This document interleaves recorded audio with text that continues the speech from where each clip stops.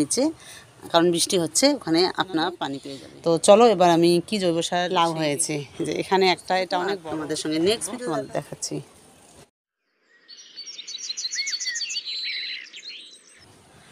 তো আমি ছাদ বাগানে অনেক সকালে আসলাম, দেখো আকাশটা একদম কালো হয়েছে আর বৃষ্টি হচ্ছে পরশু দিন থেকে।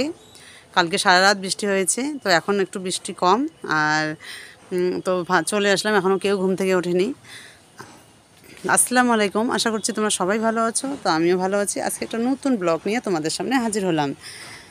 তো আজকে তোমাদের ছাদ বাগানে দেখাবো আমার বেগুন গাছে কিছু বেগুন গাছে পোকা ধরেছে। তো সেই পোকাগুলো আমি কীভাবে প্রতিকার করব সেটাই তোমাদের সঙ্গে শেয়ার করবো। আর এই বেগুন গাছটা দেখো কত সুন্দর বেগুন হয়েছে।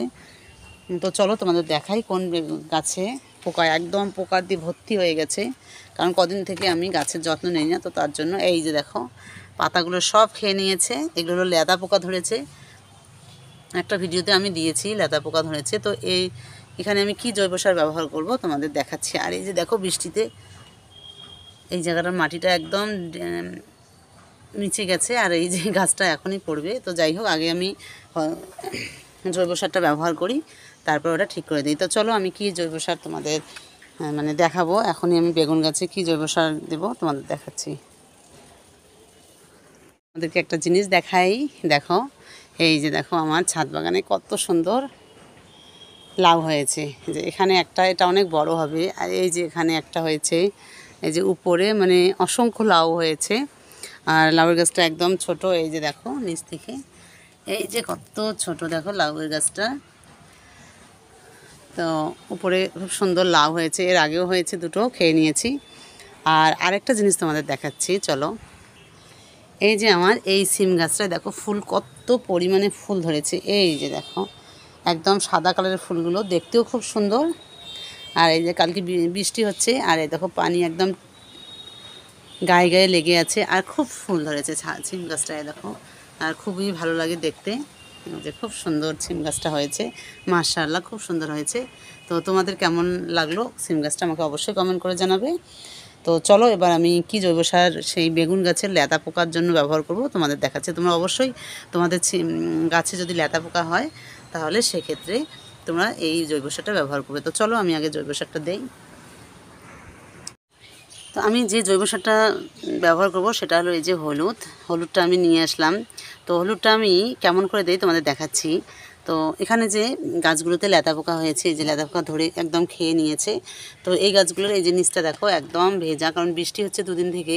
তো এই জন্য আমি এই হলুদটা আর পানিতে মেশাবো না, এটা আমি উপরে গাছে একদম পুরো গাছে ভালো করে দিয়ে দেবো।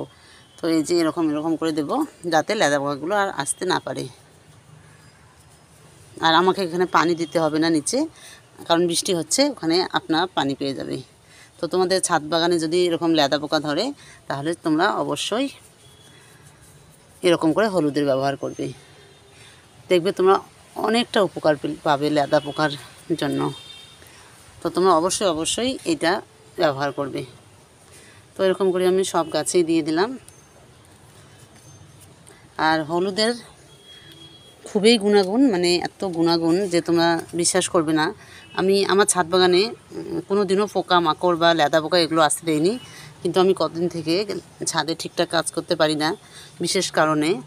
তো এই জন্য আমি গাছগুলো একটু যত্ন কম হয়ে গেছে, ওই জন্য লেদা পোকা এসে আক্রমণ করেছে। আর এই জায়গাটা দেখো বৃষ্টির পানিতে ভেঙে গেছে। তো এখানে পানিগুলো দিয়ে গাছটাকে একটু শক্ত করে দেই।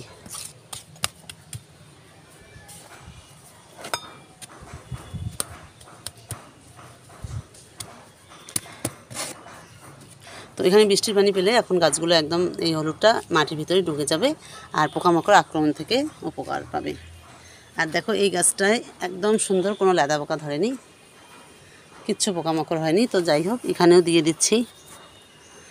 আর যদি মাটিগুলো শক্ত থাকতো, বৃষ্টি থাকতো না, তা সেক্ষেত্রে আমি অবশ্যই এরকম করে দিতাম না, তাহলে পানিতে ভিজিয়ে দিতাম।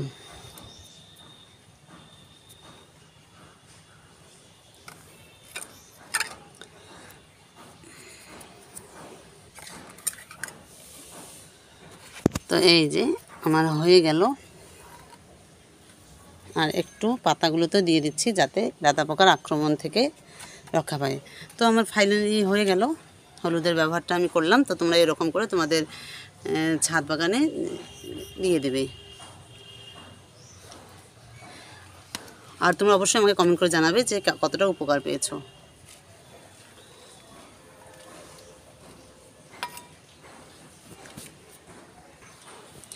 তো আজকের ছাদ বাগানের ভিডিওটা কেমন লাগলো তোমরা অবশ্যই কমেন্ট করে জানাবে। আর আমি অনেক দিন থেকে যেহেতু ছাদ বাগানের ভিডিও দেই না, তো আমি বুঝতে পারছি না তোমাদের কেমন লাগবে।